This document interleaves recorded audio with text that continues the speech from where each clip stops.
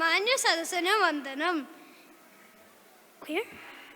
ഞാനിന്നിവിടെ പറയാൻ പോകുന്നത് മഹാഭാരതം എന്ന ഇതിഹാസത്തിലെ കല്യാണ സൗഗന്ധികം എന്ന കഥയാണ്.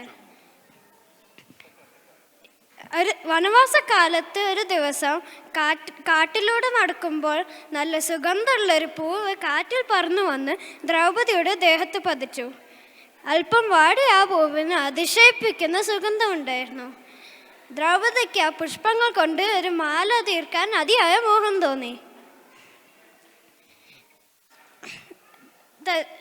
തൻ്റെ ഏത് ആഗ്രഹം സാധിച്ചു തരുന്ന കരുത്തനായ ഭീമസേനനെ തൻ്റെ ആഗ്രഹം അറിയിച്ചു.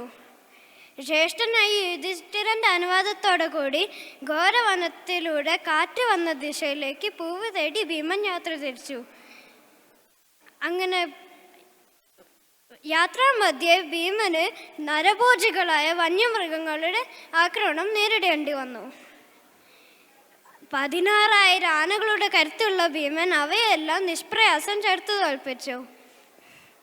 അങ്ങനെ കാടും കുലുക്കി മുന്നേറുമ്പോൾ ഗന്ധമാദന പർവ്വതത്തിൻ്റെ ചോട്ടിൽ തൻ്റെ വഴി തടസ്സപ്പെടുത്തി ഒരു വയസ്സിന് അവശനായ ഒരു കുരങ്ങൻ കിടക്കുന്നത് കണ്ടു.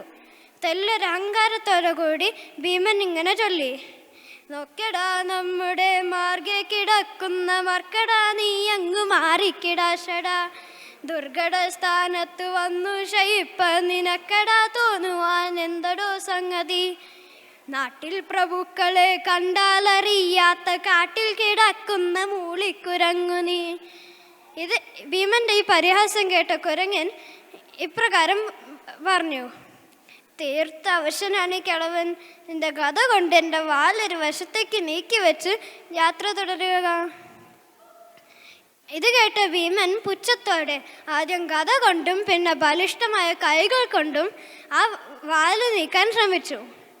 തൻ്റെ കരുത്തിൽ നിന്ന് അഹങ്കരിച്ചിരുന്ന ഭീമന് പക്ഷെ ആ വാലിലൊരു രോമം പോലും അനക്കാൻ സാധിച്ചില്ല. ഒരു നേരത്തെ പുഞ്ചിരിയോടെ തന്നെ നോക്കുന്ന ആ കുരങ്ങൻ ഒരു സാധാരണ കുരങ്ങനല്ല എന്ന് തിരിച്ചറിഞ്ഞ ഭീമൻ ഇങ്ങനെ ചോദിച്ചു: അങ്ങ് ശരിക്കും ആരാണ്? അവശനായ കുരങ്ങൻ്റെ രൂപം ഉപേക്ഷിച്ച് വായുപുത്രനായ ഹനുമാൻ തൻ്റെ വിശ്വരൂപത്തിൽ പ്രത്യക്ഷപ്പെട്ടു. ജ്യേഷ്ഠനെ തിരിച്ചറിഞ്ഞ ഭീമൻ ആ കാലിൽ വീണ് മാപ്പ് ചോദിച്ചു. അനുജനായ ഭീമൻ അനുഗ്രഹിച്ച ശേഷം കല്യാണ സൗഗന്ധിക പൂക്കളിലേക്കുള്ള വഴിയും പറഞ്ഞുകൊടുത്ത് ഹനുമാൻ യാത്രയായി. അങ്ങനെ അഹങ്കാരം ഒടുങ്ങിയ ഭീമൻ ഒടുവിൽ ധാരാളം കല്യാണ സൗഗന്ധിക പൂക്കളും ശേഖരിച്ച് ദ്രൗപദിക്ക് നൽകി.